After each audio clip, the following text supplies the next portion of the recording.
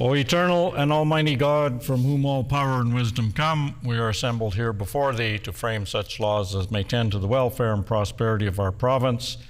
Grant, O merciful God, we pray thee, that we may desire only that which is in accordance with thy will, that we may seek it with wisdom, know it with certainty, and accomplish it perfectly. For the glory and honor of thy name and for the welfare of all our people. Amen. We acknowledge we are gathered on Treaty 1 territory and that Manitoba is located on the treaty territories and ancestral lands of the Anishinaabe, Anishinaabe, Dakota Oete, Dene, Sulene, Neothorc nations. We acknowledge Manitoba is located on the homeland of the Red River Métis. We acknowledge northern Manitoba includes lands that were and are the ancestral lands of the Inuit. We respect the spirit and intent of treaties and treaty making and remain committed to working in partnership with First Nations, Inuit, and Métis people in the spirit of truth, reconciliation, and collaboration. Please be seated. The Honorable Deputy House Leader. Thank you, Honorable Speaker. On House business. The Honorable Deputy House Leader on House business. Thank you, Honorable Speaker. Is there leave to amend the agreement from May 21st, 2024 to call second reading of Bill 217, the Men's Mental Health Awareness Week Act, Commemoration of Days, Weeks, and Months Act amended after the question is put on Bills 201, 202, and 211? Is there leave to amend the agreement from May 21st, 2024 to call second reading of Bill 217, the Men's Mental Health Awareness Week Act, Commemoration of Days, Weeks, and Months Act amended after the question is put on Bills 201, 202, and 211? Is there leave? I heard a no. Leave has been denied. The Honorable Deputy Opposition House Leader. Honorable Speaker, I would request a 2-minute recess so the member from Riel can consult with the Government House Leader, as this was agreed to by staff in consideration of the fact that we granted leave to a fourth bill for them on Tuesday morning's business. Is there leave for a 2-minute recess for that to take place? Agreed. We're now in recess. The bell will summon members back to the chamber. 1 minute bell.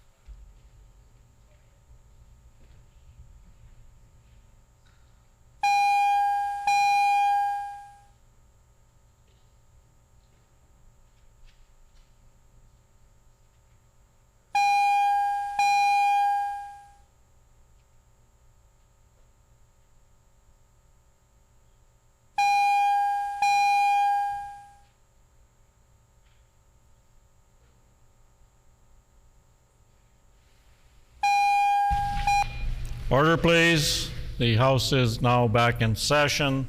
The Honorable Deputy Opposition House Leader. Thank you, Honorable Speaker. I'll try this again. Honorable Speaker, is there leave to amend the agreement from May 21st, 2024 to call second reading of Bill 217, the Men's Mental Health Awareness Week Act Commemoration of Days, Weeks, and Months Act amended, after the question is put on Bills 201, 202, and 211. Is there leave to amend the agreement from May 21st, 2024 to call second reading of Bill 217, the Men's Mental Health Awareness Week Act Commemoration of Days, Weeks, and Months Act amended, after the question is put on Bills 201, 202, and 211? Is there leave? Agreed, and so ordered.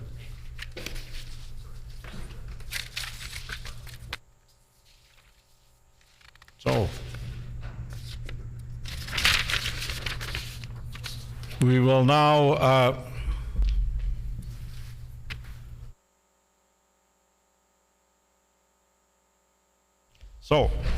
as agreed by the House on May 21st, 2024, this morning the House shall consider concurrence and third reading of Bill number 201, the Manitoba Emblems Amendment Act, Provincial Stone, Bill number 202, the Community Foundation Day Act, Commemoration of Days, Weeks, and Months Act amended, and Bill 211, the Drivers and Vehicles Amendment Act, Manitoba Parks License Plates. We will debate the debate to proceed as follows. 1, the bill sponsor may speak for up to 5 minutes. 2, a member from another recognized party may speak for up to 5 minutes. 3, the independent member may speak for up to 5 minutes. And 4, the speaker shall then put the question. Therefore, I will call concurrence and third reading of Bill number 201, the Manitoba Emblems Amendment Act, Provincial Stone. The Leader of the Official Opposition. Thank you, Honourable Speaker. I move, seconded by the MLA for Riding Mountain, that Bill number 201, the Manitoba Emblems Amendment Act, Provincial Stone, loi modifiant la loi sur l'emblème de Manitoba, désignation de la pierre provinciale, reported from the Standing Committee on Social and Economic Development, be concurred in and be now read for a third time and passed.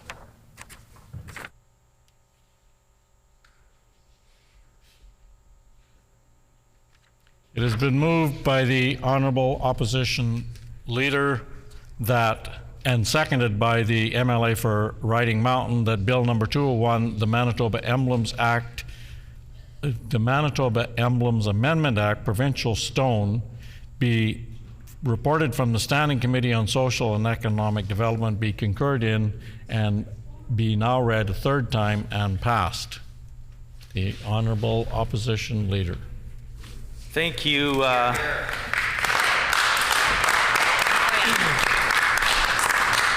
Thank you, Honourable Speaker, and it's my pleasure to stand this morning and put a few words on the record in regards to passing Bill 201, the Manitoba Emblems Amendment Act, Provincial Stone designation. It has gone, and it is now going to go through third reading, and it's focusing on the designation of the Dolomitic limestone, also known as Tyndall Stone, as the official provincial stone of Manitoba. This bill, which has been championed for decades in regards to really representing the great province of Manitoba and also the wonderful country of Canada. Owners, Keith and Donna Gillis, need to be commended towards for their advocacy and their steps that they've taken, recognizing and celebrating the unique geological heritage of our province. As the owners of Gillis Quarries, Keith and Donna have played a pivotal role in the preservation and promotion of Tyndall Stone. With their expertise and dedication to the industry, they have not only ensured the sustainable extraction of Dolomitic limestone, but have also showcased its versatility and beauty in various construction projects, and their advocacy for the designation of Tyndall Stone as the official provincial stone is a testament to their commitment to promoting the natural resources of Manitoba. Tyndall Stone, with its distinct cream and beige hues, has been a hallmark of Manitoba's architectural landscape for decades. Quarried by Gillis Quarries, the natural limestone has been used in the construction of numerous prominent buildings, including this very Manitoba Legislative Building, the Canadian Museum for Human Rights, the Parliament building in Ottawa, the Canadian Embassy in Japan, and just recently I had the pleasure of attending the Humane Society right here in Winnipeg, and there is Tyndall stone everywhere. By designating Tyndall stone as the official provincial stone, Manitoba would be acknowledging the significant contributions of the Gillis family and the fact of the economic development that Tyndall stone has done to not only put Manitoba on the map, but the economic return for this great province of ours. Their company and the cultural heritage of the province continues to be celebrated on a daily basis, not only in Manitoba, but all across the world. When we talk about the Gillis family, it is truly a family, and that is comprised of the many employees, and they have been a large employer in the Lac du Bonny constituency, in the communities of Garson and Tyndall for decades. The passing of this bill not only honors the legacy of Dolomitic limestone and its importance to Manitoba, but also highlights true entrepreneurial spirit and innovation that is Manitoba grown, Manitoba owned, and will remain Manitoba for decades more to come. As stewards of this natural resource, they have demonstrated a deep appreciation for the geological treasures of the province and have worked tirelessly to ensure its recognition and preservation for future generations. The Manitoba Emblems Amendment Act, Provincial Stone, Manitoba, supported by all of us in this wonderful chamber today, is a commendable initiative that underscores the value of Tyndall stone as the official provincial stone. Their dedication to promoting the beauty and versatility of Dolomitic limestone is a testament to Manitoba's passion for Manitoba's natural heritage and their vision for a sustainable future. With those few words, thank you, Honorable Speaker. It's truly an honor to see this bill passed and Dolomitic limestone, Tyndall stone, become our great provincial recognized stone. Thanks, Honorable Speaker. The Honourable Member for Waverley. Thank you, Honourable Speaker. I'm very pleased to have yet another chance to stand up in the chamber to speak about fossiliferous dolomitic limestone. So this bill brought forward by the member for Lac du Bonny, it recognizes the stone, which is, again, geologically known as mottled and fossiliferous dolomitic limestone, belonging to the Selkirk member of the Ordovician Red River Formation, and it's quarried near Garson and Tyndall. And ultimately, after that sort of verbose introduction, what this stone means to Manitoba is presented beautifully here in this building that we get to work in every single day. The People's Building, the Legislative Building in Manitoba. So I'm really pleased to have the chance to stand and just talk about what this building and the stones that make up its foundation really mean. You know, we've seen a lot of different groups coming into the building over the last number of months, some really wonderful events that bring Manitobans together, and they get to experience the incredible architecture and the stone. We just had an amazing Pride event here last week that was put on by the member for Kirkfield Park, and it was a really special afternoon. People were commenting on the beauty of the building. They were seeing the fossils in the wall, they were enjoying the space, and they were celebrating Pride Week with this week with folks in the building, which was a first. It was wonderful. Something else I think that is important to point out is that, you know, these stones are an important part of mining here in Manitoba. It's an important industry for our province, and dolomitic limestone, it continues to be an important part of that industry. And something else I'm sure the member from Lac du Bonny would agree with is that, you know, unions have been a really important part of the mining strategy here in terms of safer practices for workers, better working hours. And I'm sure, I know that some of the members on the other side have actually worked in the mining industry, so I'm sure that at some points in the future they'll stand up and talk about how wonderful and supportive unions have been in their careers as well over their time here in the Legislative Building. So again, I just want to thank the member from Lac du Bonny for bringing this forward. I know there are some important families that have done incredibly difficult work in mining this stone and bringing it forward for the world to see. As he mentioned, it's featured in buildings all over Canada, all over the world, really. So I was fortunate enough to be in Ottawa recently, and I saw our incredible Parliament building, and our stone, the fossiliferous dolomitic limestone, was on display there as well. It's a beautiful building that brings people in from all over the world. So ultimately, I think I just want to say thank you to the families that brought this stone forward, that have done the good, hard work of furthering our mining industry here in Manitoba, to the unions that have played an important role in making sure that working environments are safe for the people that are mining this important stone.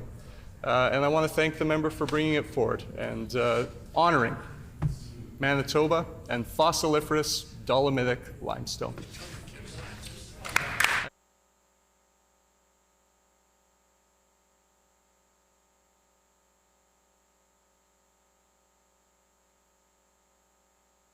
Question before the House is concurrence and third reading of Bill number 201, the Manitoba Emblems Amendment Provincial Stone.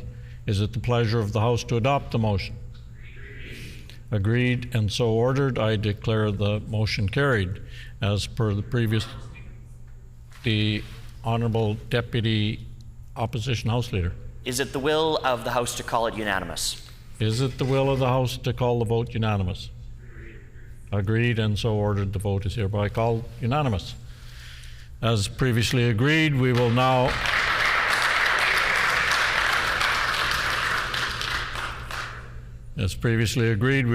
move to concurrence and third reading of Bill 202, the Community Foundation Day Act, Commemoration of Days, Weeks, and Months Act amended. The Honourable Member for Spruce Wood. Thank you, Honourable Speaker. Thank you, Honourable Speaker. I move, seconded by the member for Swan River, that Bill number 202, the Community Foundation Day Act, Commemoration of Days, Weeks, and Months Act amended, be reported from the Standing Committee on Social and Economic Development, be concurred in, and be now read for a third time and passed.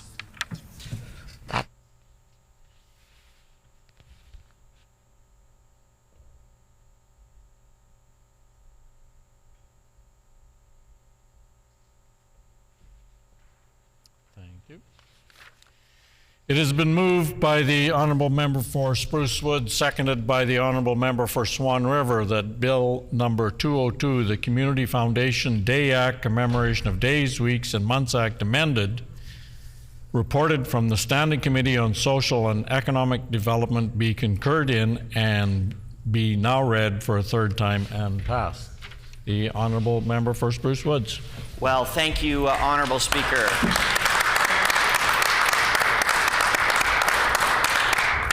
Thank you, Honourable Speaker. It's such a pleasure to rise here today, coming to the end of perhaps the first spring sitting of our session of this legislature as a new MLA, and to have my bill at this stage in my first term as an MLA is certainly humbling, and I do appreciate the support of both my colleagues on the PC side of this important bill, as well as our new Democratic colleagues on the opposite side of the chamber. Community foundations are an incredible part of our communities here in Manitoba. We are the leader of community foundations, not only here in the country of Canada, but across North America. We have more community foundations per capita than anywhere else on this continent. That speaks to the framework that community foundations establish in our communities and the good work that they do. And it also speaks to the generosity of Manitobans, the generosity of our spirit as a province, as a people, and our willingness to give back and support our communities and those organizations in our communities that are most in need. And so I'm very humbled to have brought this bill forward. Community foundations are very important to me personally, but I also recognize their importance across the province, 57 of them across the province. The Winnipeg Foundation being the first in the country. We know the Winnipeg Foundation is a leader. And in fact, that not just our smaller community foundations across the province, but also community foundations across the country look to Manitoba, look to the Winnipeg Foundation for leadership and to set the tone for how community foundations are going to proceed and evolve and grow across the country. And so we hope that other provinces will see this bill come into effect and recognize that volunteers and staff and donors at our community foundations need and deserve to be recognized with a day of their own in our yearly calendar. We had a wonderful event here in the Rotunda, sponsored by Endow Manitoba, the Winnipeg Foundation, Francophone, and the Brandon Area Community Foundation. I so look forward to this bill being proclaimed and that we get to celebrate April 26th every year with all Manitobans and certainly all community foundations here in the Rotunda in this building. So I don't think I need to say any more than that. Just thank you to all the community foundations and their staff, volunteer boards, and donors for their support of this bill. And thank you very much, Honourable Speaker. The Honourable Member for St. Boniface. Merci. Merci. Bon matin. Merci.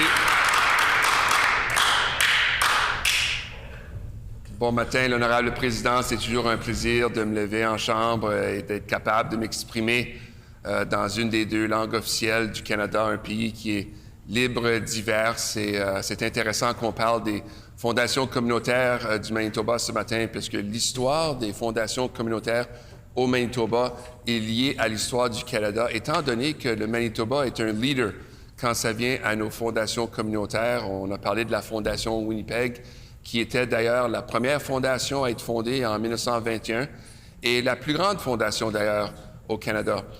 Moi-même, mon historique avec les fondations, c'est que j'ai eu la chance de siéger sur la Fondation francophone pendant plusieurs années. On a vu comment les Manitobains et les Manitobaines, plus particulièrement dans la communauté francophone et francophone métisse, étaient très prêtes à soutenir francophone. Et on a vu au courant des années comment le fonds de francophone s'est élevé de 8 millions à 16 millions et maintenant bel et bien en train de se diriger vers le seuil de 20 millions. D'ailleurs, ce que je trouve vraiment fantastique avec les fondations communautaires, surtout au niveau éducatif en tant qu'éducateur, c'est que nos fondations sont là aussi pour appuyer nos apprenants. Ceux qui vont à l'université, des fois, sont à la recherche de bourses scolaires. Je sais que dans mon cas, ma propre fille, Axel Loisel, a reçu une bourse scolaire universitaire, d'ailleurs pour aller à l'Université de Winnipeg, où elle étudie en biologie. Alors, c'est un grand plaisir pour moi d'avoir la chance ce matin de m'adresser à la Chambre et de discuter du fait qu'avoir une journée dédiée aux fondations ici au Manitoba, et d'ailleurs on en a 57, c'est une bonne idée qu'on devrait appuyer. Et j'aimerais ajouter, l'honorable président, que les fondations communautaires contribuent au bien-être de nombreux projets et initiatives ici au Manitoba. Nous sommes fiers de faire partie d'un gouvernement qui travaille à soutenir et à collaborer avec les fondations communautaires qui aident les Manitobains et les Manitobaines. Il est donc approprié, comme je l'ai déjà mentionné, et d'après moi, de proclamer le 26 avril Journée des fondations communautaires. Les fondations communautaires sont des organisations à but non lucratif qui travaillent sans relâche, Monsieur l'honorable président, pour améliorer la vie des individus et des familles à travers le Manitoba.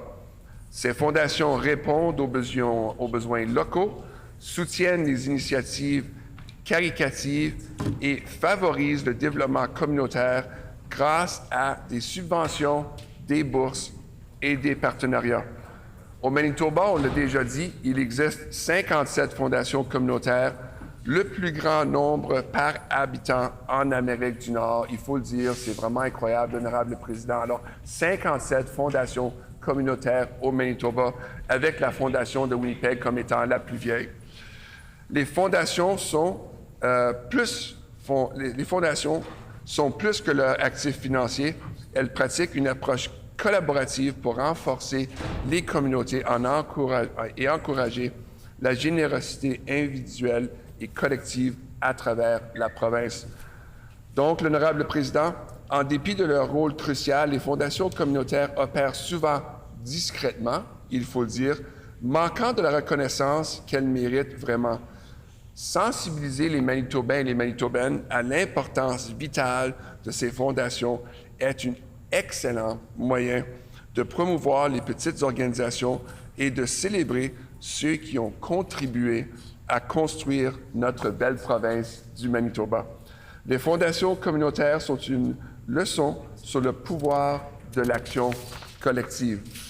Beaucoup de fondations communautaires ont émergé d'une préoccupation pour nos communautés diverses, alors que tant de ces fondations sont devenues des piliers dans leur domaine, nous devons nous souvenir de leur modeste début et que nous pouvons être partie prenante du changement que nous aimerions voir dans nos communautés. Je l'ai déjà dit, notre province a une longue histoire des fondations communautaires et je trouve qu'il est absolument approprié, l'honorable président, que nous célébrons les fondations au Manitoba chaque année le 26 avril avec une journée des fondations communautaires. Merci, l'honorable président.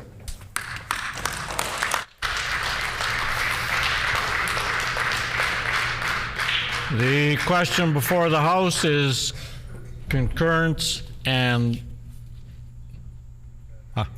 third reading of Bill number 202, the Community Foundation Day Act, Commemoration of Days, Weeks, and Months Act amendment. Is it the pleasure of the House to adopt the motion? Agreed and so ordered. I declare the motion carried. The Honourable Opposition Deputy House Leader. Honourable Speaker, is it the will of the House to call it unanimous? Is it the will of the House to call the vote unanimous? Agreed and so ordered. The vote is recorded as unanimous. As previously agreed, we will now move to concurrence and third reading of Bill number 211, the Drivers and Vehicles Amendment Act, Manitoba Parks License Plates. The Honourable Member for Riding Mountain. Thank you, Honourable Speaker. I move, seconded by the MLA for Swan River, that Bill number 211, the Drivers and Vehicles Amendment Act, Manitoba Parks License Plates, reported from the Standing Committee on Social and Economic Development, be concurred in and be now read for a third time and passed.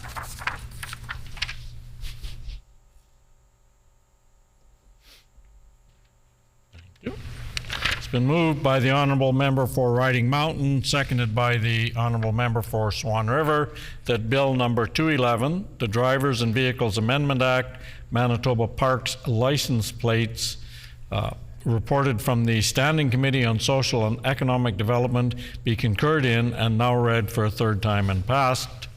The Honourable Member for Riding Mountain. Hear, hear.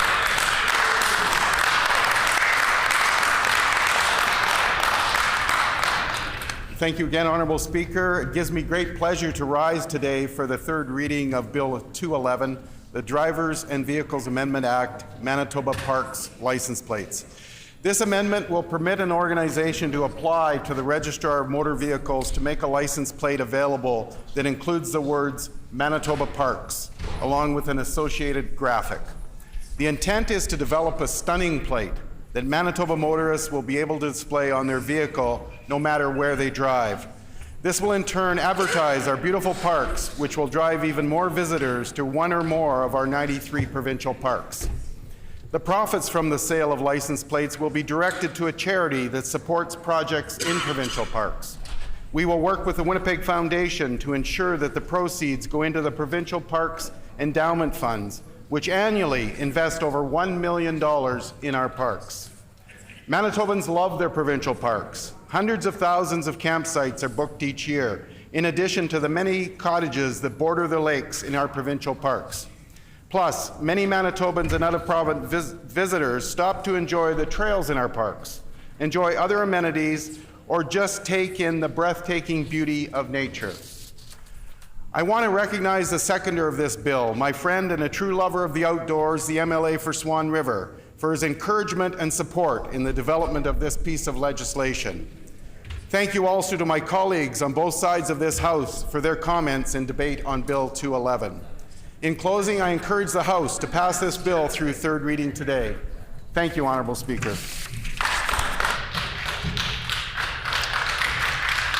The honourable member for Assiniboia.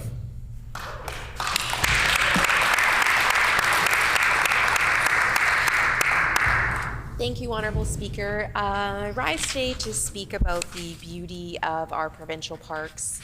For anyone who has called Manitoba home, you'd know that our provincial parks are just a treasure and something to really, for all Manitobans to enjoy. I know for myself and my family, we certainly have enjoyed provincial parks and being outdoors, especially in the summer. We do a lot of camping as a family, and we've had the pleasure of camping in Birds Hill Park, which is just a beautiful space for people to go and enjoy the trails, sitting around a campfire, and just really enjoying being, you know, with nature or with your family and friends. It's something that we really enjoy as a family. Certainly as well, I think for me, one of the first times that I went camping was at Birds Hill Provincial Park, and it was during Folk Festival, which is an amazing festival that I think all Manitobans know about. Really, it's a wonderful place to be. It has such a great energy with just enjoying the outdoors and music. And so that was my first time tent camping, and I was, I think I was 20 years old. And the reason I didn't tent or camp as a child is because I grew up on a farm, and so I felt like my family, we lived in the country, so there was no need to go camping, I think my parents thought. And so that was a really unique experience for me. There was a thunderstorm that happened that night, my first night of tent camping, and it was pretty scary, but we made it through and enjoyed the rest of the weekend. I'd also like to say the Whiteshell Provincial Park holds a really special place for my family and I. We had a seasonal site out in the provincial park there, and it was such a beautiful space, you know, when our kids were younger, to be able to have them play in the water and take hikes with them, enjoy the sunset, and just really enjoy being outside in the summer. I think it's a great way for people to get out of the city and just be within nature. Also, I've had the pleasure of skiing, cross-country skiing, in some of the provincial parks, which has been a delight. I'm not someone who usually likes the winter, and so it gets me out, and it's pretty nice to be out there in the quiet and just enjoying the trails that are there. I think hiking is a really beautiful activity that I think my family and I like to take part in. Just being out, discovering nature and what's around. I think my children have really enjoyed being outdoor kids, and a lot of it is to do with being in provincial parks when we've taken them to enjoy time in nature.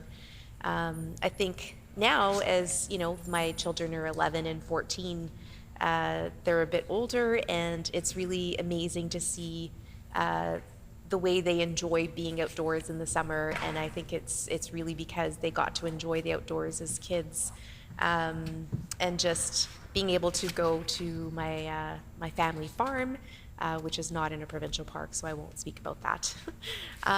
But to wrap up, I just want to say that I think on behalf of all Manitobans, our provincial parks are something to treasure, and something to really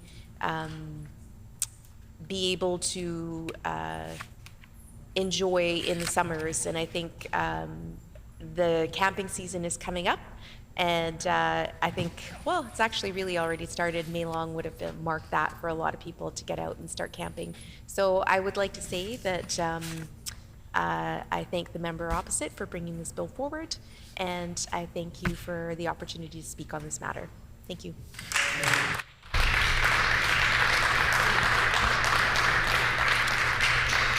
The question before the House is concurrence and third reading of Bill number 211, the Drivers and Vehicles Amendment Act, Manitoba Park license plate. Is it the pleasure of the House to adopt the motion? Agreed and so ordered. I declare the motion carried. The Honourable Opposition Deputy House Leader. Thank you, Honourable Speaker. Is it the will of the House to call it unanimous? Is it the will of the House to call the vote unanimous? Agreed and so ordered. The vote is unanimous.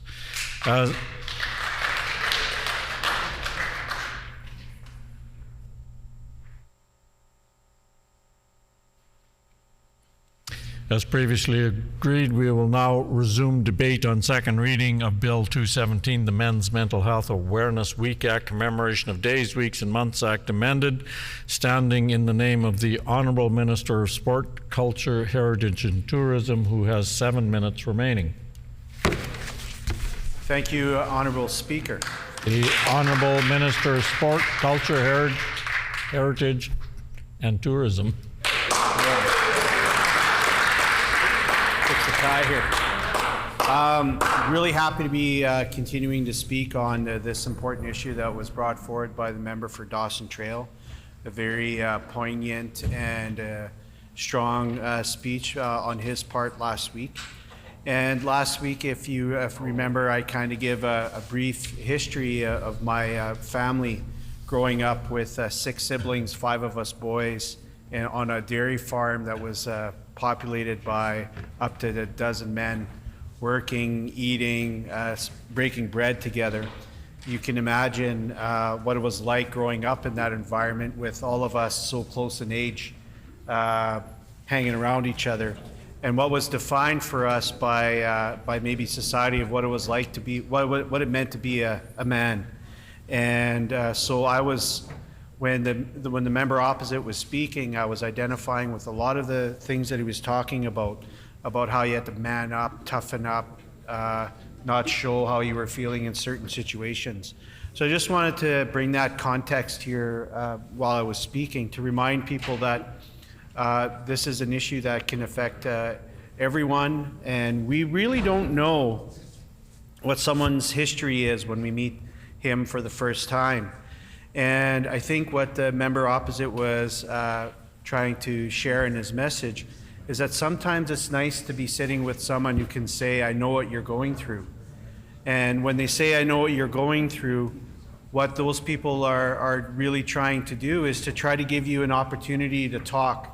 Because we all know that sometimes when there are issues bothering us, being able to say something to someone is the first step in looking for help.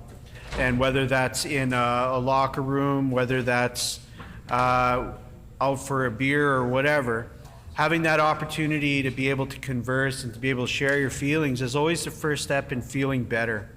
And sometimes it's, all we need is a good listener. And no one really likes to just be talking to themselves all of the time. So I would say that men's mental health, as well as mental health for everyone, hinges on our ability to be able to talk about what it is that's bothering us, what's going right, what's going wrong, and those types of things. And mental health for all, the awareness of what is there for everyone is really important. I was just about to share before I was my time ended last week that I had the opportunity to speak with Sheldon Kennedy, and he was talking about some of the work that his group is doing in the WHL. In the WHL, what we've heard in the news in the past where these locker rooms could be quite toxic with some behavior that wasn't appropriate. And what their team is doing is meeting with these individual organizations and going down to the player level and having the players talk to each other about what it means to have a good, open locker room, what it means to have a good culture. And they're creating charters, rules, accountability, things that those players should be allowed to say. And when they see something, they're allowed to say something. And if it's, whether it's in their teammates' difficulties, whether it's in the way a coach has been treating someone, or whether it's something they see outside of the rink, these players have that ability to talk to each other and kind of bring up issues. I also was talking about the Good-Hearted Warriors in Brandon that was initiated by a good friend of mine, Jason Gobey, and how he's helping Indigenous men connect with the land and connect with traditions, because he saw the gap in men's health. Also wanted to maybe talk a little bit of pride about my nephew, who is Aidan Samard, who was a student at the University of British Columbia, and started an initiative there called Heads Up. And Heads Up was a way for him to connect with the men in his environment, whether it is across Canada and the US, where they had a webinar where men were, during the pandemic, were able to connect and talk about what it meant for them to be able to talk to each other. And how he saw, as a up-and-coming doctor, he just got accepted to medical school last month, and it will be starting at UBC in the fall, about how that kept coming up in his discussions as how men's mental health was something that was lacking. And I think one of the big things as a father for two sons that I always try to impart on them is find an interest. Find an interest, whether it's art, music, reading, acting, sports, fishing. Find an interest in which you can be in an environment where has open communication. I know during the pandemic, one of the greatest things that my boys were able to do was to go out and cast a line, to ride their bikes down to the Assiniboine River in Brandon there, meet up with their buddies outside when they weren't allowed to go together and play hockey or baseball, and just get together on the outdoors to just shoot the breeze, as you would say, as they would try to catch some fish. And it just really made them made them appreciate what it was like to be in, I guess, maybe even this is a term that I would use, a brotherhood, where they were able to kind of share their feelings. And whether they were feeling great, what kind of fish they caught, they would prepare, go to Cabela's. And actually, as the Minister for Sport, Culture, Heritage and Tourism, my big flex now is the fact that certificates for master anglers have my names on it. So in November, my son's buddies took a picture of his master angler signed by me to my son, and that was my big flex. But I think that's an example of what everybody needs to be able to do, is to kind of feel good about themselves, to kind of share common interests. And when we talk about finding those common activities, and whether it's anyone, where you can kind of get together and share a beer, I think that's a good thing, and it's a step in the right direction. You know, myself and my colleague from Brandon West, we have a beer that we have to have. We've been talking about that for a while, and I think it's just about feeling good about ourselves and talking about our shared experience of being rookies in this house. So thank you.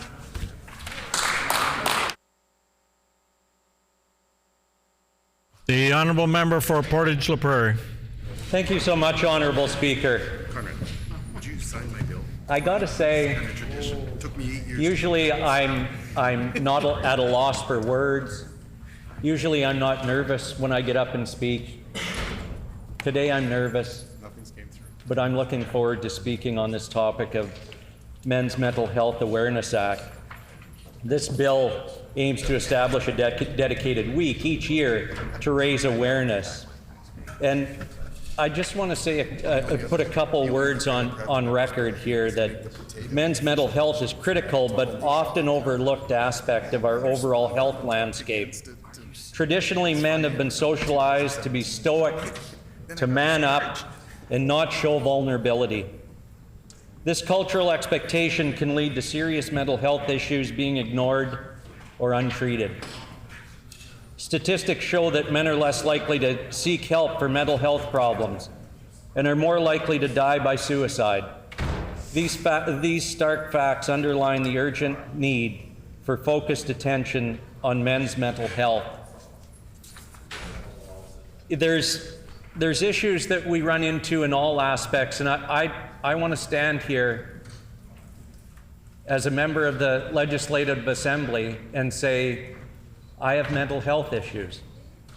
And I want you all to know that I struggle sometimes with mental health, and I'm glad that there's people that surround me that can help me work through this, including my family as well too. I look at it from the farming industry that I was part of for many years. Do More Ag has done a lot for mental health, but again, we need to speak up, and it breaks my heart to think of what we dealt with here a few weeks ago. And I know the member from Waverley's not here, but him and I have talked about this extensively. Order, please. You can't make reference to a member being present or not. The honourable member for Portage La Prairie.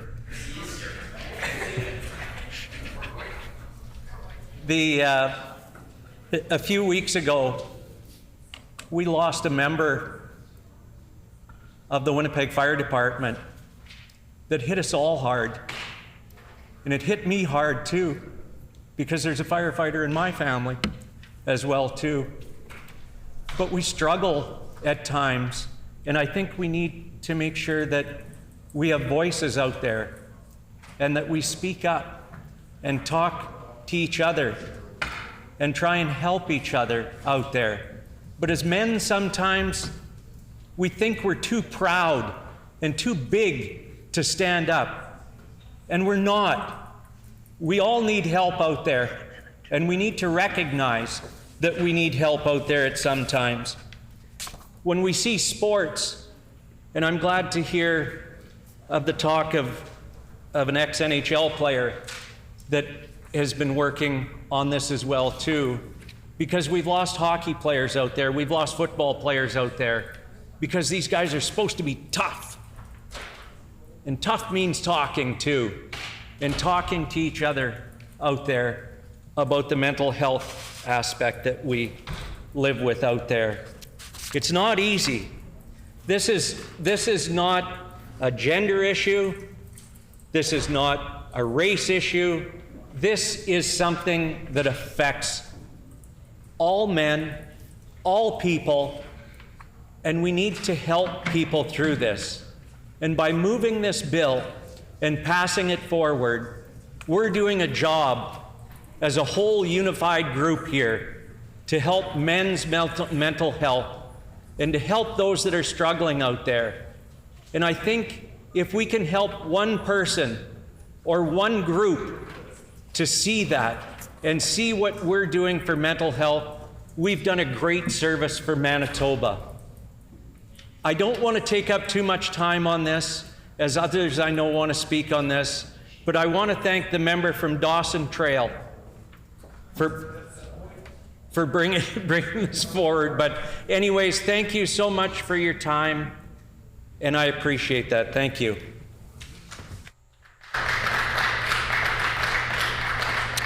The honourable member for the Boroughs.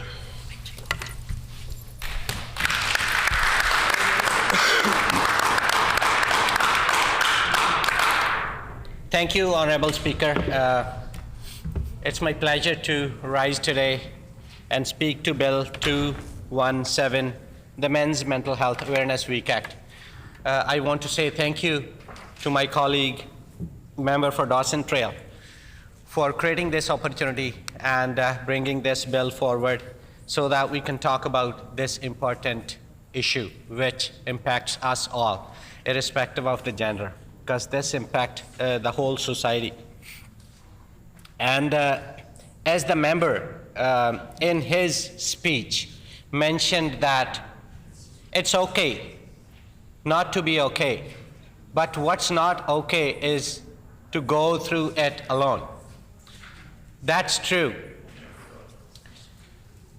We have people around us.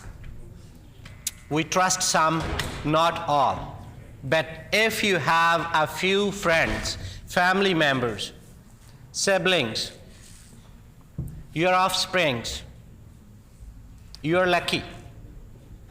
You're lucky to have those trusted people around you where you can share what you're going through. And I think that's the best way to heal yourself. On top of that, we have therapy,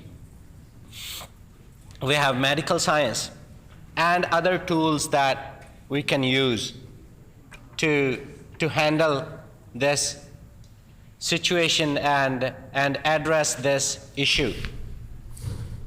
Our government is really prioritizing health, which includes mental health.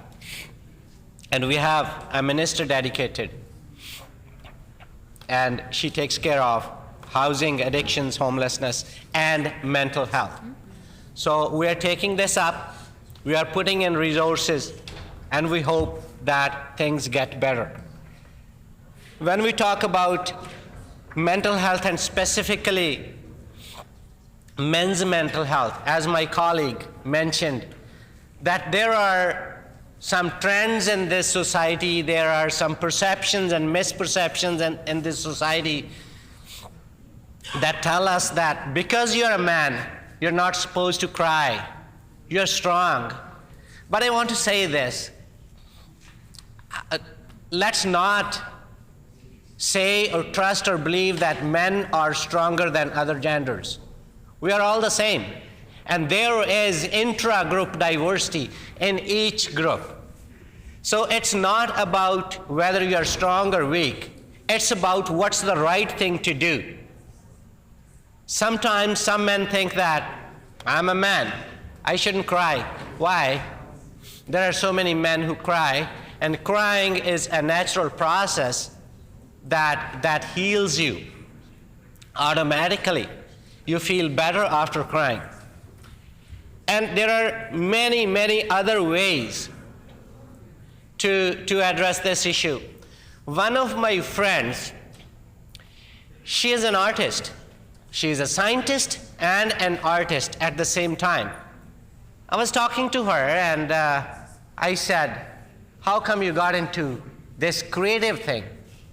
And she goes, after I lost my dad, that's when I was looking for something that I can engage in and heal myself. And she got into colors and art and painting. And she started growing further in that field and started creating art pieces and gifting people and sometimes selling and putting out exhibits. That's a great way of healing yourself. Today, when I talk about this issue, I remember the days when we lost our wonderful colleague, Daniel Adams. I was lost. We used to sit there, not too far away from each other, a wonderful colleague. And I didn't know how to handle myself after that loss. I was laying on my couch, and my colleague, now Minister for Health, calls me, hey, how are you doing? How can I help? It gave me some relief. And I said, thank you so much for picking up the phone and calling. And I'm sure that they called many of us because it's their field, health sciences. I didn't feel better, much better. So what I did was, I scrolled through my phone, I found a picture of Daniel Adams, hit print, and started making a sketch for my wonderful colleague. It took me 4 hours. I don't know about the product, but the process was so much healing. I can still go back in time and feel how I handled myself. So there are so many ways people address these issues, people handle their emotions, people address their mental health issues. Some people write. I write. Sometimes I write. Again, there are natural ways. There is therapy. There are many ways, but there are many issues as well. I have realized while living in this city, in this province, that there are some cultural communities where it's not easy to talk about mental health. There are some fears and stigmas, and people hide themselves. People avoid the opportunities where they can share their feelings, what they're going through. And those circumstances and social, I would say, norms or whatever you call them, tells them to go through it alone, which is not okay. And various people have various ways to cope with this. And there are various reasons why you are going through mental health issues. It could be bullying, it could be financial pressure, it could be loss of loved one, and so on. But I want to say and conclude here that anybody who is going through such situation, you're not alone. Find a friend, find a therapist, and go talk about it. And today what we're doing is we are talking about it. Thank you so much. The Honourable Member for Waverley. Thank you, Honourable Speaker. I'm incredibly pleased.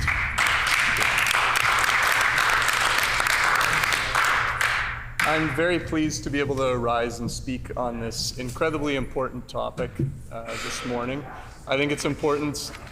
We've heard from the member of Burroughs, we've heard from the member from Port Prairie, a number of people, on just how personal this issue is to so many people. And I think it's important that we have this conversation. So honestly, I'd written out these notes, and then last night I went out. My father's actually retiring after 39 years as a teacher. Wow. He was a music teacher for 39 years at the same school, and last night was his last concert. So it's going out, we're gonna perform for him. We have a whole bunch of people from the community getting together to celebrate what he's done. And I ended up getting together with some old friends of mine that I hadn't seen in a little while. And the three of us, we got to sit down and actually chat about what's been going on in their lives. And everybody at that table, all men, brought forward issues that they were having with their mental health. And so I'm not necessarily bringing this up, though, because it is something that's completely out of left field, but Order, more please. so. When this matter is again before the House, the Honourable Member will have 9 minutes remaining, the hour now being 11 a.m., the time for private members' resolutions.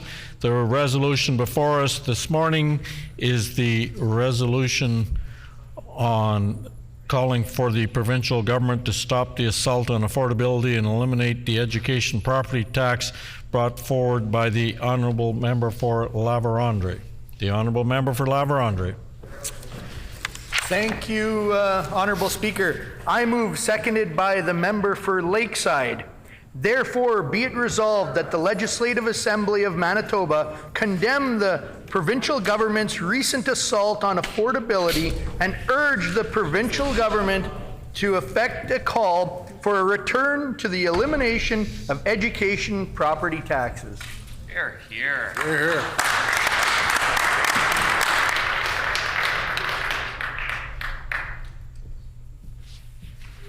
Thank you. Been moved by the Honourable Member for La Vérendrye, seconded by the Honourable Member for Lakeside, that therefore be it resolved that the Legislative Assembly of Manitoba condemn the provincial government's recent assault on affordability and urge the provincial government to effect a call for a return to the elimination of education property taxes. The Honourable Member for La Vérendrye. Here, here.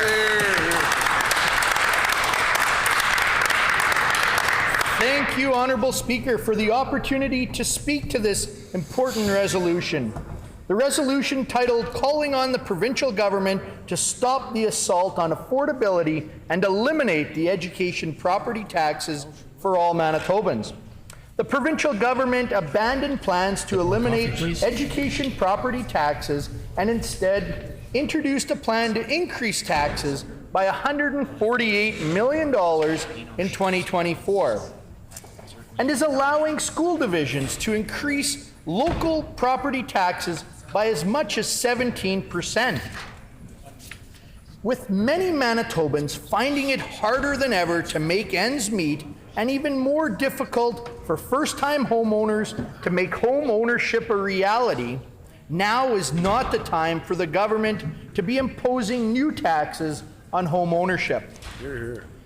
The recently introduced NDP overhaul to the education property tax system will negatively impact many Manitobans, and not just those living in lavish property, but instead tens of thousands of middle-class households as well. In Manitoba, affordability is a top priority for all citizens. This is something that we hear when speaking to constituents across the province, and recently I've had the opportunity to hear this firsthand in some of the middle-class neighborhoods of Tuxedo, where young homeowners with professional careers aren't able to afford the lifestyle that the generation before them was able to enjoy. Although the message from Manitobans has been coming through loud and clear, it is also being seen in formal surveys. According to a Probe Research poll from this past April, the #1 most important issue that the majority of Manitobans list as their primary concern is housing affordability. A major part of housing affordability is not just the cost of a down payment or the mortgage itself, but the ability for someone to also continue paying taxes into the future without any certainty. This is a major concern when making that decision. Most aspects of home ownership can be planned for and budgeted, but the uncertainty of tax rates for school property tax are leaving many Manitobans reluctant on the cost of ownership into the future. Statistics are showing that younger adults and those living in Winnipeg are much more likely to worry about how affordable it is to find a place to live. Along with that, nearly 1 in 10 are concerned about how rent increases and property taxes make housing less affordable. This NDP government has announced a complete revamp to the progressive model rolled out by the previous PC government, which would bring Manitoba in competitive line with the rest of Canada. The new system does away with saving for citizens and instead puts more money into the hands of government. According to Budget 2024, the new education property tax system will be generating an additional $148 million in taxation. This new tax structure sets the stage for Manitobans who own properties and houses of higher value, paying more than $1,500 in education tax. These people will shoulder the greater burden of the tax and put the onus on this population to pay for government expenses. This structure directly punishes Manitobans for their ability to own larger homes and commercial properties, which are the same people that help to put food on the tables of thousands of other Manitobans. We are directly punishing the small business owners, farmers, and professionals across our province. The Premier just recently acknowledged at a Chamber event that we are seeing the highest net loss of Manitobans to interprovincial migration. We haven't seen this rate of Manitobans leaving the province since the late 70s and early 80s. People are becoming more desperate than ever to seek affordability and further opportunities. Right here in Winnipeg, the average sale price for a detached home is more than $418,000, according to the Winnipeg Real Estate Board. This number is up 8% since the same time last year and reflects the housing crisis being experienced across the country. Placing the burden of school taxation on home ownership only further extrapolates the effects of a moving target when new homeowners are planning their budget. One distinct failure of this new NDP plan is the inability for foresight, the capacity to think of the big picture for the long term. This plan is literally bringing Manitoba back in time and further out of reach to compete with our neighboring provinces. It is disappointing that this government struggles to fundamentally grasp the economics of what this will do to the housing market that is already keeping more Manitobans excluded from than ever before. This Premier has many times said that the economic horse is what pulls the social cart, and that in order to grow Manitoba, we're going to need to grow the economy. I couldn't agree more, but the phrase, although being correct and appropriate, the appropriate action isn't following the education tax on property is a prime example. The economic horse is exactly who will be hit the hardest due to the fact that owners of commercial properties in Manitoba will not be receiving any education tax credits at all. This is not only on commercial businesses, but also expands to multi-family dwellings, which are exactly where most people are living while saving for the dream of home ownership. Essentially, this NDP government's decision to force increased education property taxes will lead to increased rent prices. What is even worse is that there are developers who are so uncertain with how high education property taxes may go and whether they will be able to increase rent levels to the level needed to remain profitable, that some of the smaller developers have simply chosen to abandon their projects altogether. What drives the uncertainty around investment with this model is that school divisions are able to raise taxes independently of each other, essentially making life less affordable from one street to another. Examples of this are being seen right now. The Winnipeg School Division approved a 3.4% increase to the property education tax, while Louis Riel School Division proposed a 7.5% increase. Although these single jump increases are concerning, they aren't the highest. In Morden, the Western School Division proposed a staggering 17% increase, which would amount to an average tax increase of more than $360.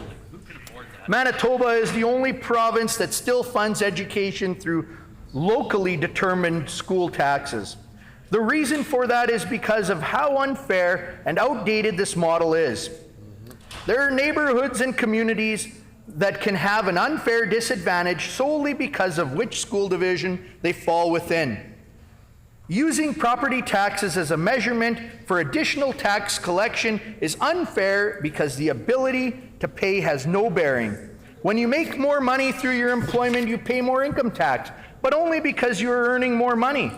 When it comes to property tax, it doesn't matter if you are a senior citizen collecting a fixed pension or a CEO in the top earning category. The amount of property tax you pay depends wholly on the tax rate and how much the government deems your house to be worth. We must recognize the reality that Manitobans are facing and ensure that us as legislators, we do not make decisions that will negatively impact their financial stability. We need to look out for the well-being of all Manitobans and develop policy that will help those who need it, strengthen our economy, and allow for people to live their most prosperous, successful, and comfortable lives. By increasing taxes and making decisions that will limit the supply of much-needed housing, This NDP government is taking steps in the wrong direction that will prove to hurt Manitobans at a time when they truly cannot afford it. Thank you. Here, here.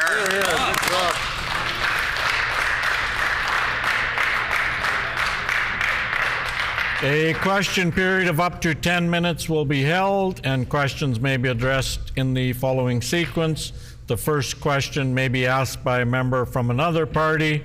Any subsequent questions must follow a rotation between the parties. Each independent member may ask one question, and no question or answer may exceed 45 seconds. The floor is open for questions. Order, please. The honourable member for Assiniboia. Thank you, Honourable Speaker.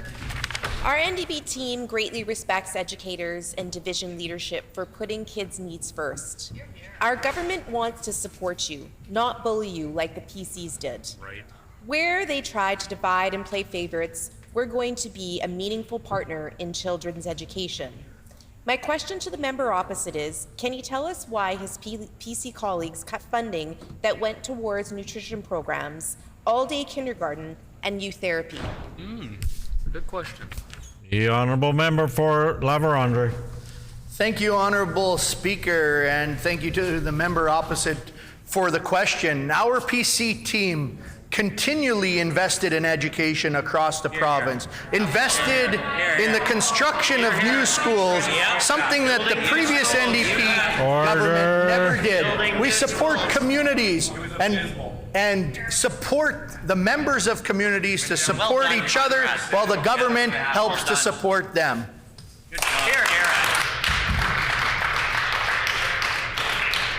The honourable member for Selkirk. Thank you, Honourable Speaker. I want to thank my colleague for bringing this resolution forward. Can the colleague tell me who was consulted in drafting this resolution? The honourable member for La Vérendrye. Thank you, Honourable Speaker, and thank you to my colleague from Selkirk for that great question. This is one of the easiest answers. We have been able to consult Manitobans across the entire province. For the last 8 years, we have been consulting all Manitobans who have demanded that an archaic form of taxation is not the way to fund our education. Instead, we are leaving money in the pockets of Manitobans, allowing them to further invest in their communities and our province. The honourable member for Assiniboia. Honourable Speaker, the previous failed PC government worked every day under the direction of the Stephenson and Pallister governments to cut core funding to education by $36 million. Wow. Because of them, school divisions had to cut programs, forcing them to do more with less. My question for the member opposite is, why does he and his caucus still prioritize cuts over kids? Great question. The honourable member for La Vérendrye.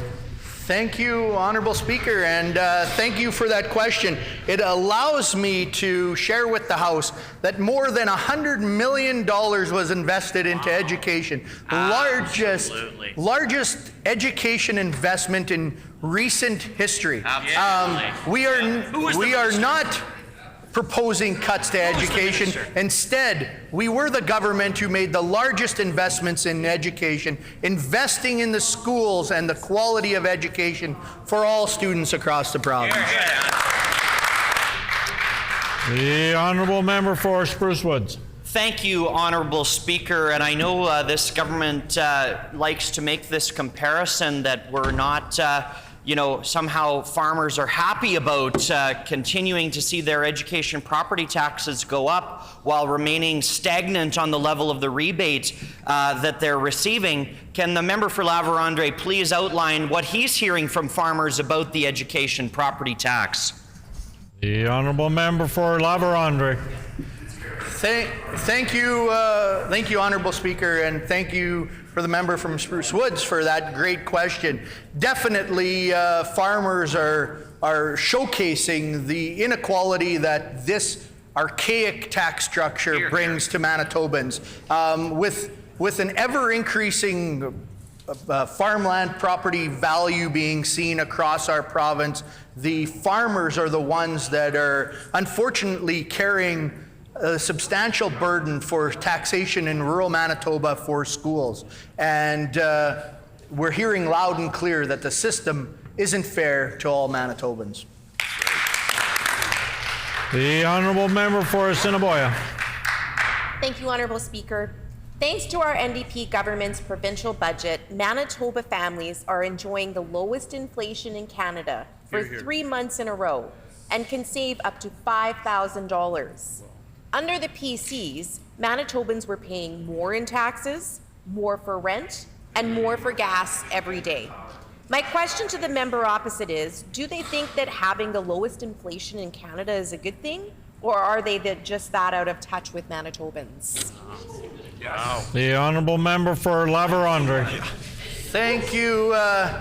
Thank you, Honourable Speaker, and that question brings me great pleasure to answer, coming from an economics background.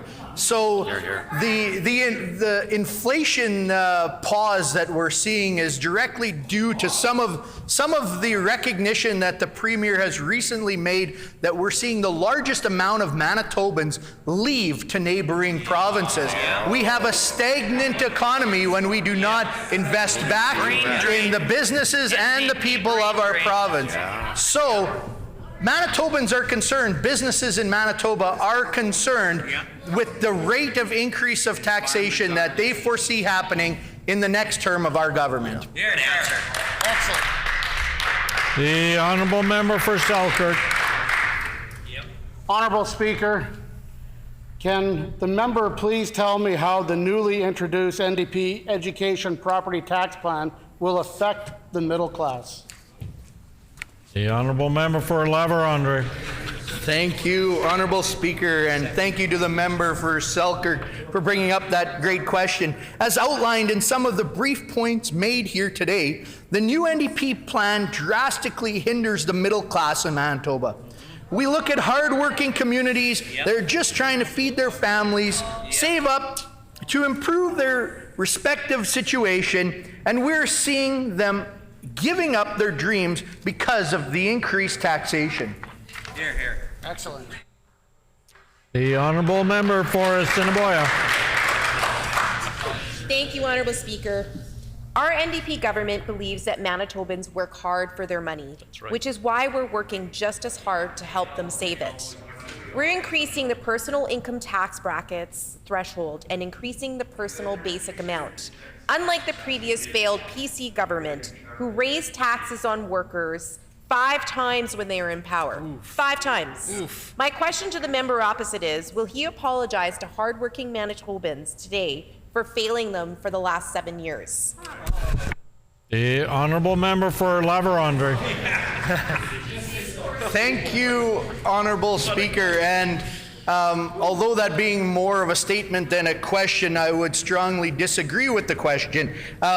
It is our PC team that was putting more money into the pockets of Manitobans. We were decreasing personal income tax to all Manitobans. We cut the school property tax for all Manitobans across the board. We were investing back into the communities which we call home and the Manitobans that strive to grow our province. Here, here. The honourable member for Spruce Woods. Can the member for La Vérendrye please outline what the impact of this NDP failed budget is going to be on renters across the province and their rent rates? The honourable member for La Vérendrye. Thank you, Honourable Speaker, and I'd be glad to answer that question. It's quite simple. So investors who invest in building the apartments and multifamily dwellings across our province will now need to carry the entire burden of property taxes. That in turn is either going to have a decrease in investment in that sector, or it's going to raise rent prices. So that's on the backs of the government of today, whether those landlords will be able to raise rent prices, and if they aren't, they simply will exit the market. Shame. The honourable member for Assiniboia. Thank you, Honourable Speaker. Our government inherited a financial mess from the previous failed PC government. Not only did they leave Manitobans a nearly $2 billion deficit, but they did so while sending millions to out-of-province corporations. Right. My question for the member opposite is, does he and his PC party feel guilty for sending millions of dollars to wealthy and out-of-province corporations instead of funding children's education? Great question. The honourable member for La Vérendrye. Thank you, Honorable Speaker. In Budget 2023, there was a projected deficit of $548 million, but due to income generated from hydro and the expansion in the economy, $270 million surplus was seen. Thanks to our PC initiatives to change the tax system and strengthen our economy, the province saw an increase of $836 million in higher than expected corporate and personal tax revenues. Thank you. The time for questions has expired. The floor is open for debate. The honourable member for Riel.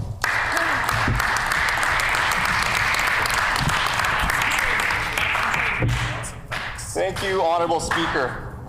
Today I stand before you to shed light on a matter of utmost importance: the vitality of funding education while ensuring life remains affordable in our beloved province of Manitoba. Education stands as the cornerstone of progress, prosperity, and societal advancement. It's the bedrock for which future generations build their dreams and shape the world around them. This is in addition to the importance our education system plays in ensuring our future economy remains strong.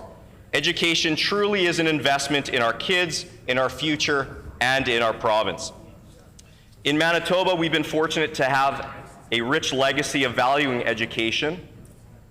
While there's always more work to do, our education system is one of the best in the world.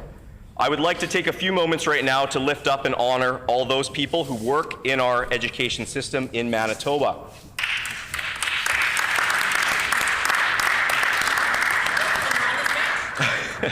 The teachers, educational assistants, administrators, lunch supervisors, custodians, secretaries, clinicians, you all play an integral role in the development of our kids, in ensuring their needs are met, both in terms of basic needs and academic needs. Yet as we chart our course in the future, we must be vigilant in safeguarding this legacy. The importance of funding education cannot be overstated. It's an investment in our collective future, one that yields dividends far beyond the balance sheets of today. That's why our government invested an increase of $104.2 million in Budget 2024. This includes investments for smaller class sizes to ensure more one-on-one time for students with their teacher. It also includes money to bring in the first universally accessible nutrition program in our province's history. This is going to ensure that kids across our province have food in their belly and can focus on learning rather than how hungry they are. First and foremost, funding education is an investment in human capital. Our children are our most precious resource, and their education is the key to unlocking their full potential. By providing adequate funding to our schools, we empower educators to inspire, innovate, and instill a love of learning in the hearts and minds of our youth. Every dollar spent on education is a down payment on a brighter, more prosperous future for Manitoba. Moreover, funding education is essential for fostering a vibrant and competitive economy.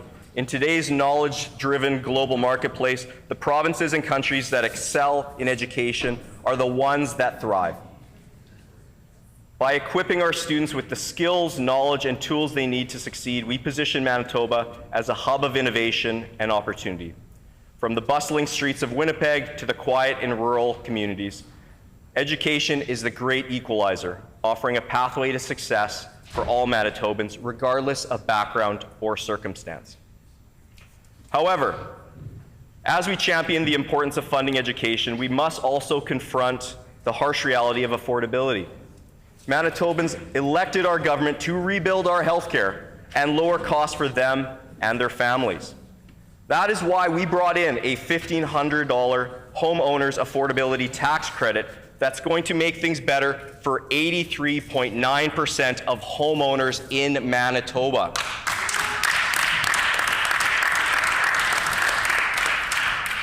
In fact, we are saving as much as $5,000 with our affordability package. That includes 21 different ways for Manitobans to save.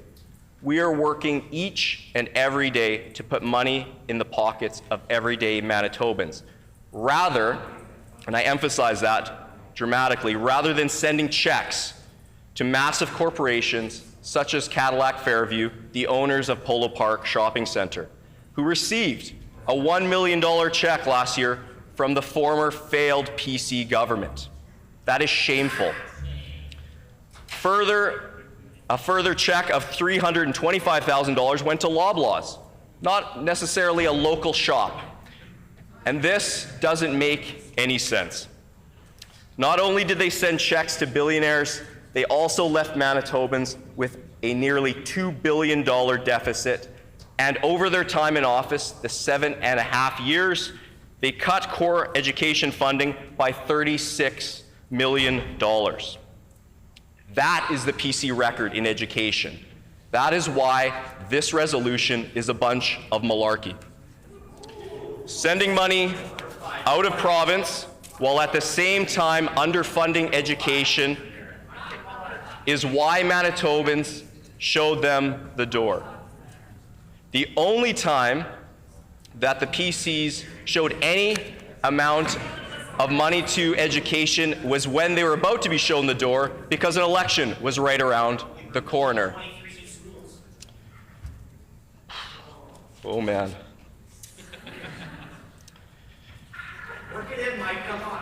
It's shocking the amount of mental gymnastics that you have to do in order to understand the PC government's record on education, as well as their rhetoric. It is shocking. Now, I would just like to conclude my remarks here by just suggesting that the importance of funding education and keeping it affordable in Manitoba cannot be overstated. It is a moral imperative, it's an economic necessity, and it is strategically wise for our province's long-term success and prosperity. As we look to the future, I would hope that every member in this legislature would pledge to invest in our children, keep life more affordable, and build a brighter tomorrow for all Manitobans. Thank you very much, Honourable Speaker.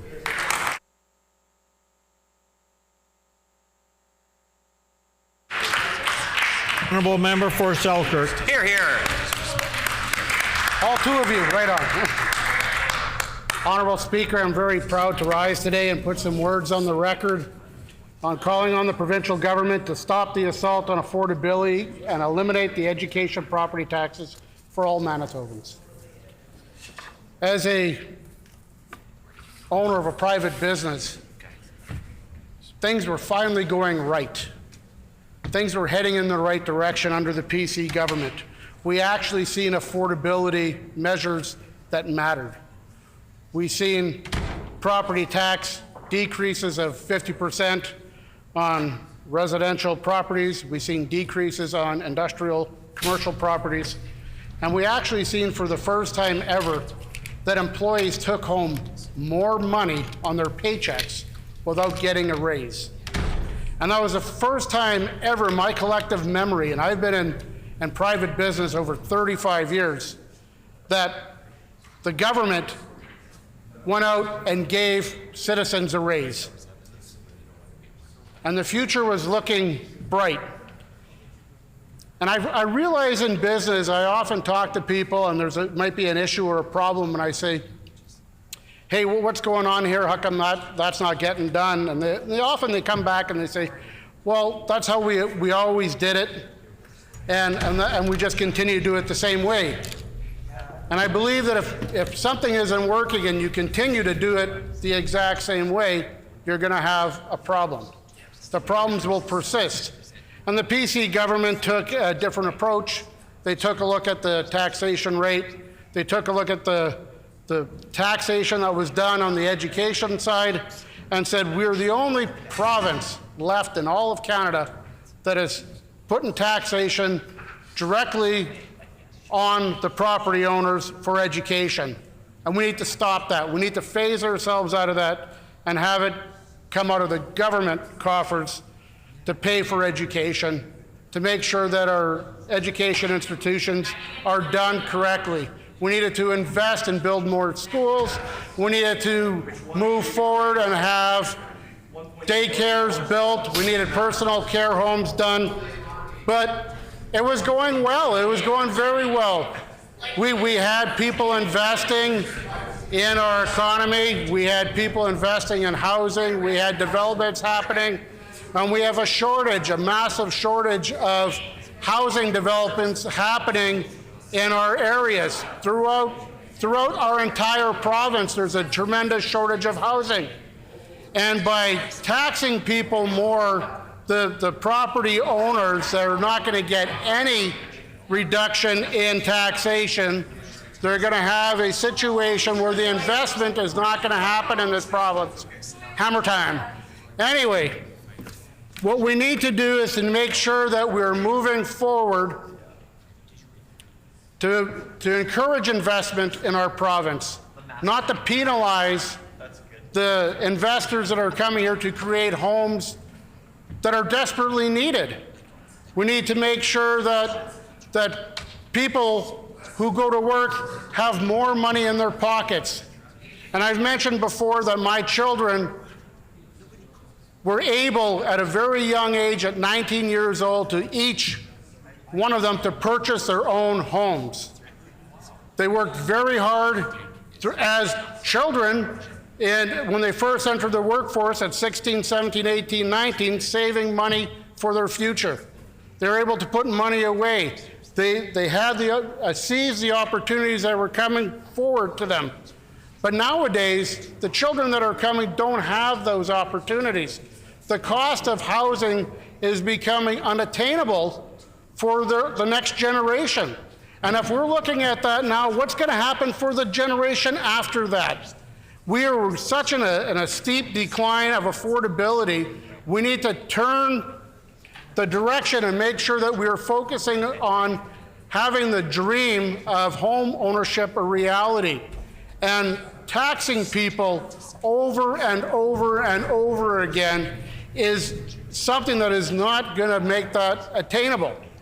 When you go to the grocery store, you have taxation done on products that are there that you're not consuming as for your meals.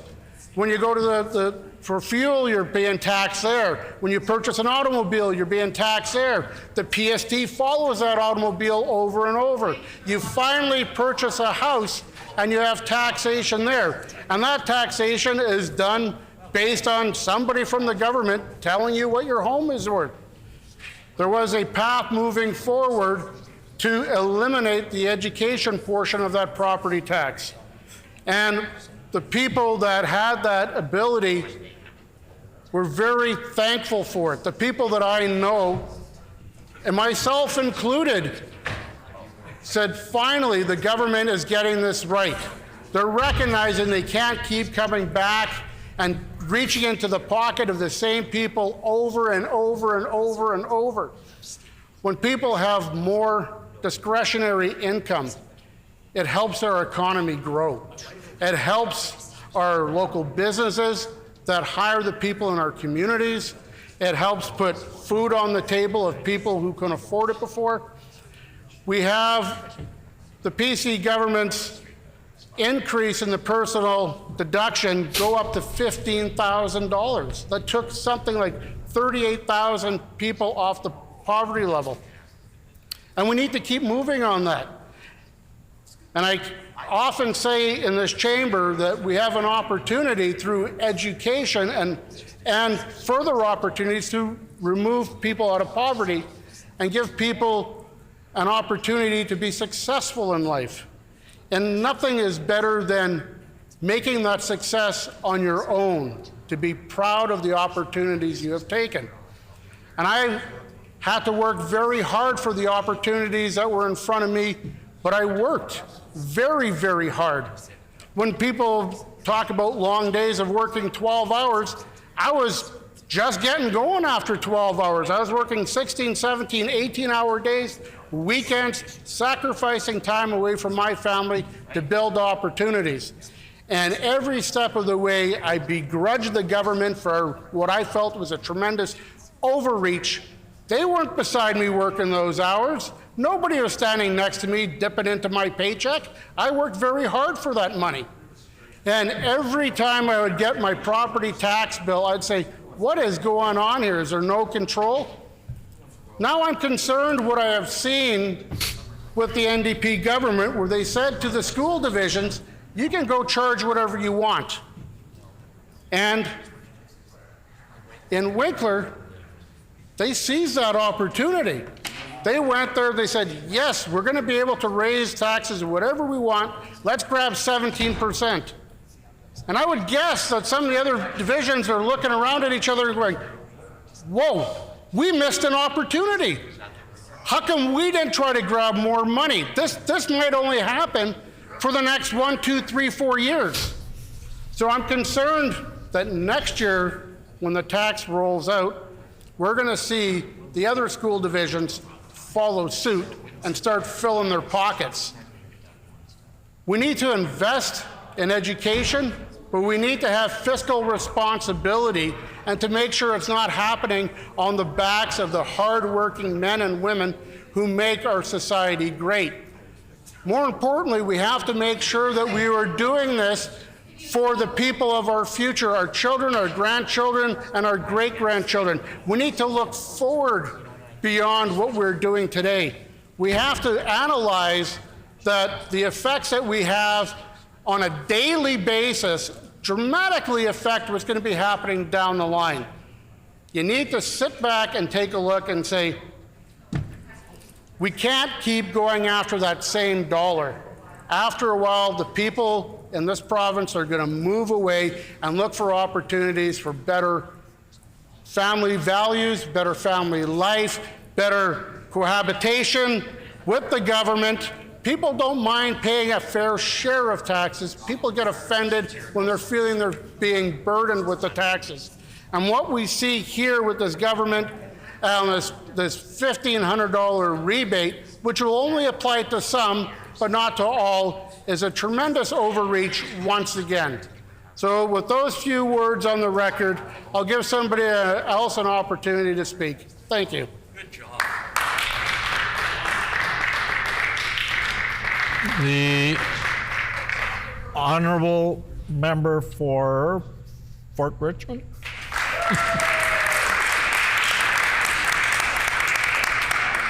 Honourable Speaker, I rise today to put some words on the record. As a former school trustee, I am proud to be part of the NDP team to provide reliable and predictable funding to school divisions. For 7.5 years, school divisions have been asking for reliable and predictable funding from the previous government so they could provide quality education that meets community needs. Also, as a parent and a mom of 2 young children, I often talk to other parents on the school field. They want their provincial government to be partners with their kids' educators. Our NDP government will be a reliable and consistent partner who will listen to school divisions, educators, and parents. The previous PC government cut core education funding by over $36 million, leaving families and school divisions to fend for themselves. On top of cutting education and refusing to hire more teachers, the former PC government wasted $1.5 million on consultants and advertising to promote their failed Bill 64. Bill 64 was designed to centralize power rather than seeking local voices from locally elected school trustees and expert input. Our NDP government will always be a listening government. Listening to frontline workers and experts in their field is critical. We are focused on bringing everyone to the table when it comes to child's education. Education is the key to our province's success. It is raising the next generation and the future of our great province. Budget 2024 increases the funding for K-12 schools by $104.2 million. The funding will ensure students get more attention from their teachers, education assistants, and clinicians. We're also increasing operating funding among public schools by 3.4% to make up for years of cuts to classrooms and to balance the needs of our growing population. Honorable Speaker, since January 2024, I have been attending parent council meetings in Fort Richmond schools and listening to parents directly. Parents want to see more resources put in classrooms to support their kids' education. They said, it's time that a Manitoba government made investments in our communities and in our future, because the community succeeds when our children succeed. Honorable Speaker, when I meet school trustees at various school events, they said they are glad to work with the provincial government to provide quality of education. Budget 2024 provides investment into the Universal School Nutrition Program, so no child is left behind. It also provides investment towards smaller class sizes, so every child gets the support and attention they need. When I'm out in my constituency, these investments are well applauded by the community. Honorable Speaker, in conclusion, I am proud to be part of the NDP team and committed to support education and making sure every kid is set up for success. Thank you, Honorable Speaker. The Honourable Member for Spruce Woods. Well, thank you, Honourable Speaker. And I just want to put a couple of quick words on the record today here regarding this resolution brought forward by my colleague from La Vérendrye. I think it's an important topic right now. We know affordability is still an increasing issue for the people of Manitoba. They have not seen a lot of help, I would say. In fact, they've seen their rents going up. They've seen property taxes increasing, and not a lot of justification from this NDP government about why that is taking place. We know that they're increasing property tax revenues by $148 million. That's in the budget that we are debating right now in estimates. And so we know where that money is coming from. It comes from Manitobans. It comes from citizens in the public. It can't come from anywhere else when it's increased tax revenue into the province's general coffers. So we have a concern with that, which is why we've raised this resolution today. We know, because we've seen, that the NDP have allowed property taxes to increase by as much as 17% in some school divisions, and that happens to be in a school division that's represented by progressive conservative MLAs. So maybe they don't care. They're happy for it to go up by that much in progressive conservative areas and less in NDP areas, I'm not sure. But we know that it is going up by as much as 17% in some areas of the province, which is wrong. That should not be allowed to be generated revenue for the province on the backs of hard-working Manitoba property owners. We understand, and we heard it in comments earlier today, just this morning, in fact, that they've come up with this 83, 81, 84, 83.9, I think the member for Riel got very specific today. The figure seems to be changing. There is a figure, but we don't know how they got there, and we don't know why it keeps changing either. So, we were hoping by bringing forward this resolution that a member from the opposite side might stand up and in their remarks give some evidence as to how they came up with that figure, but alas, no such luck so far today, but they still have an opportunity when I conclude my remarks, Honourable Speaker. We know that this will result in tens of thousands of Manitoba homeowners actually paying more taxes under this new provincial government plan, and we also know that rent is going to increase for renters across the province, as my colleague from La Vérendrye so eloquently raised earlier. If you're removing the rebate completely from those folks in our communities who are identifying a need and addressing it by building multi-unit residential complexes, they are getting that rebate right now. And so are this NDP government just imagine that these property owners are going to absorb that cost? I don't think so.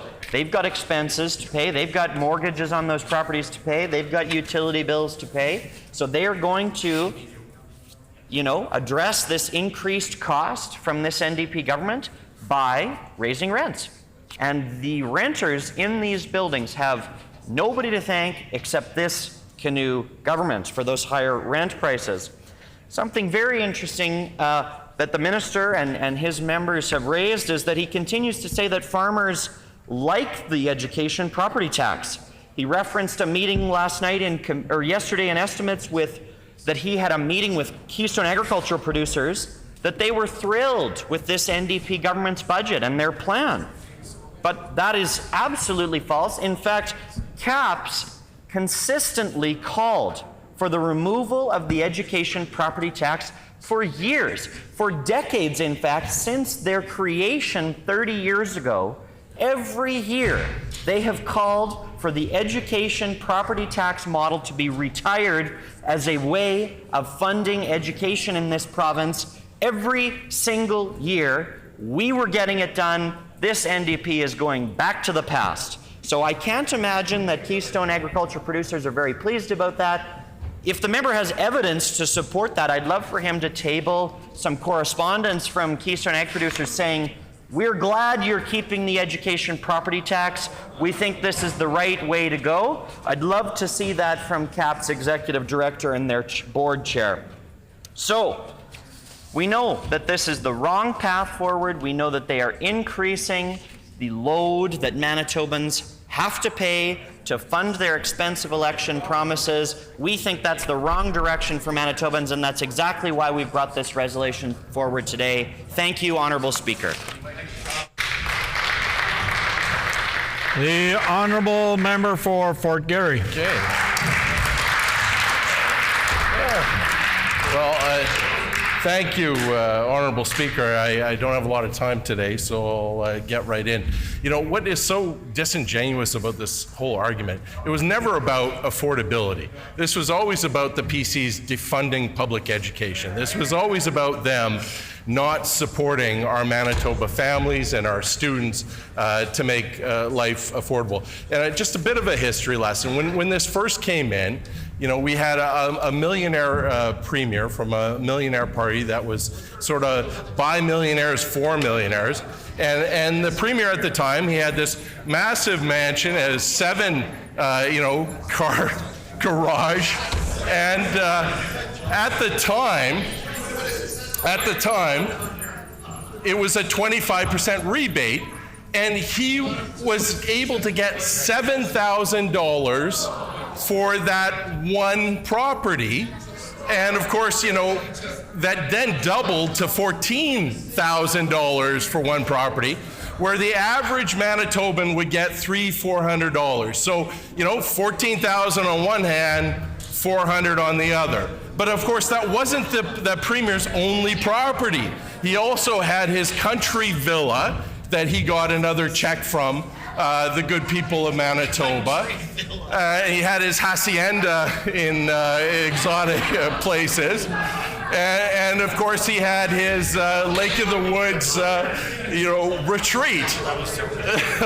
And so you can imagine that, a man that needs 4 different mansions to sustain himself might not like paying into the province of Manitoba's public education fund, especially if he wasn't using that service. So that's the history of this program and why Manitobans have it. But there's a dark side to this, because the money had to come from somewhere. And so they borrowed money to pay for these mansion rebates. And we're talking about big money. In the 7.5 years that the PCs were in government, they racked up over $10 billion in public debt. That's a 40% increase in the public debt. You will not find in the history of Manitoba a more fiscally irresponsible government than what we've just lived through. And to put this in real terms, because we want to talk about affordability here, when they took office in 2016, the interest on that debt was about $900 million. It was now, when they left office, $2.1 billion, right? That's a lot of teachers you can hire. That is a lot of nurses you can hire, right? That is a lot of roads that you can build. But instead of doing that, we are now saddling my 3 children with PC debt and PC interest charges. So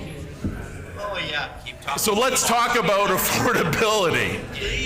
Because the other thing that happened is at the same time that they were giving these mansion rebates, they were raising taxes on Manitobans who rented. And they did that significantly. And of course, 40% of Manitobans rent, including in PC ridings. And they raised the rent on every single one of them and then turned around and said, well, what? You know, we have this mansion rebate. Things are more affordable. Well, they're not. And it just tells you, Honorable Speaker, who they came to this chamber to represent. Whose voice they're trying to elevate here. Well, you know, we believe in a different approach. We believe that all Manitobans should be able to succeed, that this is a province that is affordable to all Manitobans, and you don't need a 7-car garage mansion to get help from this government. So it is mind-boggling how they could try to, you know, gaslight Manitobans into saying that they're concerned about affordability, because we saw over the course of their tenure, hydro just skyrocketed those costs. Tuition at our public sector universities went up, 18%? That's a tax on students. That's a tax on middle-class families. Families often come out of poverty by getting more education. And the former PC government did everything they could to stop that from happening, to slow that down, to preventing hardworking, ambitious Manitoba families from succeeding, and they did that with their education tax increases at the post-secondary level. And you would hear members from the PC party, they would say things like, well, you know, if your family can't afford to send you to university, you shouldn't go. And that's a direct quote from the previous MLA from La Vérendrye. So, you know, when you have that kind of mentality, it is no wonder that Manitobans thought, you know, that their day was done, and they needed a government in place that represented all Manitobans. Not just, you know, the 7-car garage set, right? That every single Manitoban has the right to succeed, and every single Manitoban has the right to have a government that sees them, that wants to hold them up. And I was very proud of our message in this past election about One Manitoba.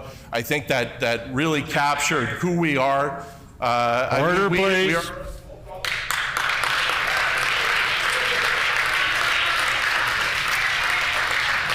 When this matter is again before the House, the honourable member will have 4 minutes remaining. The honourable member for Fort Garry will have 4 minutes remaining.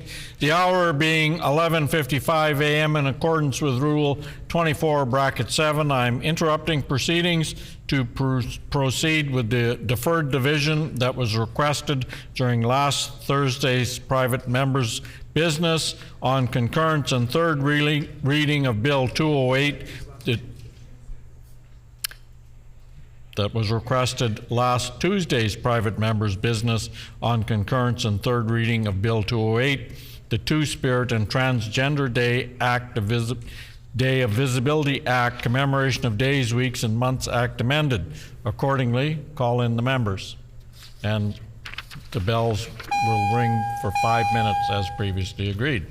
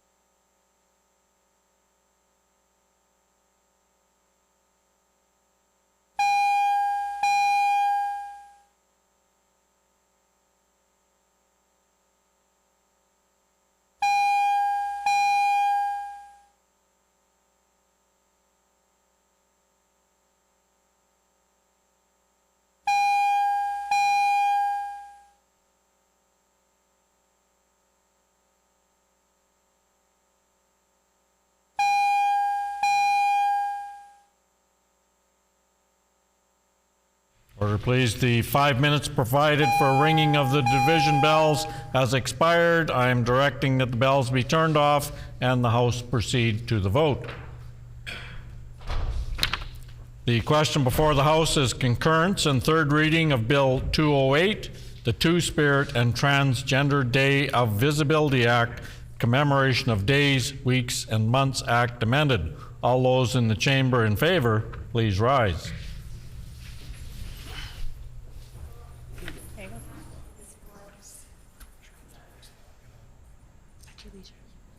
Honorable Mr. Canoe. Honorable Mr. Canoe, aye. Honorable Minister Fontaine. Honorable Minister Fontaine. Honorable Minister Altamare. Honorable Minister Altamare. Honorable Mr. Weeb. Honorable Mr. Weeb. Honorable Minister Asaguera. Honorable Minister Asaguera. Honorable Minister Sala. Honorable Minister Sala. Honorable Mr. Costician. Honorable Mr. Costician. Honorable Ms. Smith. Honorable Ms. Smith. Mr. Owasco. Mr. Owasco. Mr. Pinook. Mr. Pinook. Mrs. Cook. Mrs. Cook. Mr. Nesbitt. Mr. Nesbitt. Honorable Mr. Bushy. Honorable Mr. Bushy. Honorable Mr. Simard. Honorable Mr. Simard. Honorable Minister Marcelino. Honorable Minister Marcelino. Honorable Minister Schmidt. Honorable Minister Schmidt. Honorable Minister Cable. Honorable Minister Cable. Honorable Minister Naylor. Honorable Minister Naylor. MLA Sandu. MLA Sandu. MLA Lagacé. MLA Lagacé. Mr. Balkan. Mr. Balkan. MLA Malloway. MLA Malloway. MLA Chen. MLA Chen. MLA Moyes. MLA Moyes. MLA Pankratz. MLA Pankratz. MLA Kennedy. MLA Kennedy. MLA Devgan. MLA Devgan. MLA Loisel. MLA Loisel. Mr. Oxenham. Mr. Oxenham. MLA De La Cruz. MLA De La Cruz. Mr. Brar. Mr. Brar. MLA Moroz. MLA Moroz. MLA Bariza. MLA Bariza. Mr. Pershot. Mr. Pershot. Mr. Jackson. Mr. Jackson. MLA Lamoureux. MLA Lamoureux. Mr. Vasiliu. Mr. Vasiliu. All those in the chamber opposed, please rise. Oh my God, that's disgusting. Order. Go ahead. Disgusting. Order. Mr. Schuler. Mr. Schuler. Mr. Ginter. Mr. Ginter. Mr. Narth. Mr. Narth.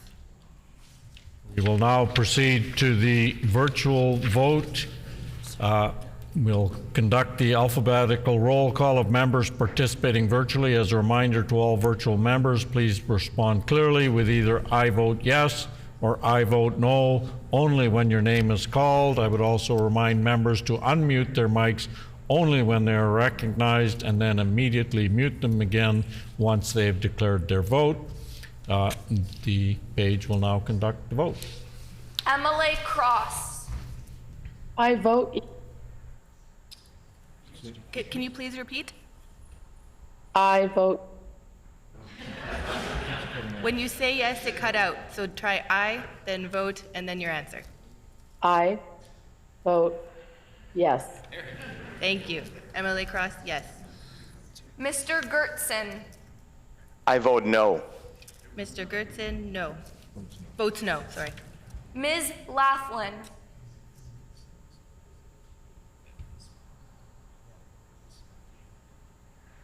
Yeah, one moment. I vote yes. Ms. Laughlin votes yes. MLA Redhead. I vote yes. MLA Redhead votes yes.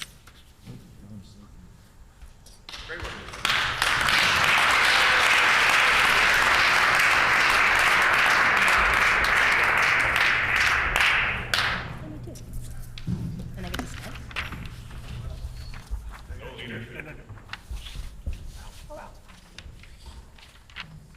Yeas 40, nays 4. I declare the motion carried. The hour being past 12 o'clock. The House is recessed and stands recessed until 1:30 this afternoon.